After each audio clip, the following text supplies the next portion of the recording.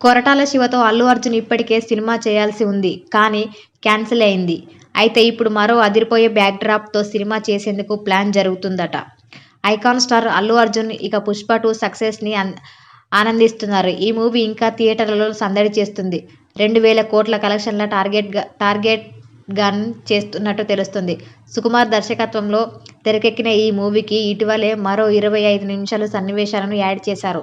దీనికి కూడా మంచి రెస్పాన్స్ వస్తుందని, చాలా డౌట్లకి ఇది సమాధానం చెప్పిందని అంటున్నారు. అంతేకాదు ఓటీటీ వెర్షన్లో మరో 10 నిమిషాల ఫీడ్ యాడ్ చేస్తారని సమాచారం. ఇక 'పుష్ప 2' సందడి అయిపోతుంది.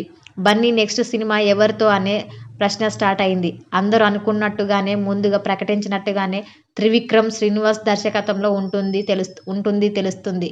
ఆయనతో మైథలాజికల్ మూవీని తెరకెక్కించబోతున్నారట. హారిక అండ్ హాసిని క్రియేషన్స్ పతాకంపై ఈ మూవీ తెరకెక్కబోతుంది. భారీ స్థాయిలో ఇప్పటివరకు ఇండియన్ సినిమాలో రాని కథతో ఈ మూవీని రూపొందించబోతున్నట్టు ఇటీవల నిర్మాత నాగవంశి తెలిపారు. త్వరలోనే సినిమా ప్రారంభమవుతుందన్నారు. అయితే స్క్రిప్ట్ ఇంకా ఫైనల్ కాలేదని, బౌండెడ్ స్క్రిప్ట్ రెడీ అయిన తర్వాతనే మూవీని స్టార్ట్ చేయాలనే ఆలోచనలో బన్నీ ఉన్నట్టు తెలుస్తోంది.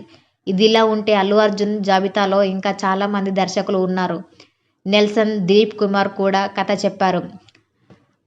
అట్లీతో కూడా సినిమా ఉంటుందట. అలాగే సందీప్ రెడ్డి వంగాతో మూవీ ఉండబోతుంది. ఆ మధ్య ముంబై వెళ్లి సంజయ్ లీలా బన్సాలీని కలిశారు అల్లు అర్జున్.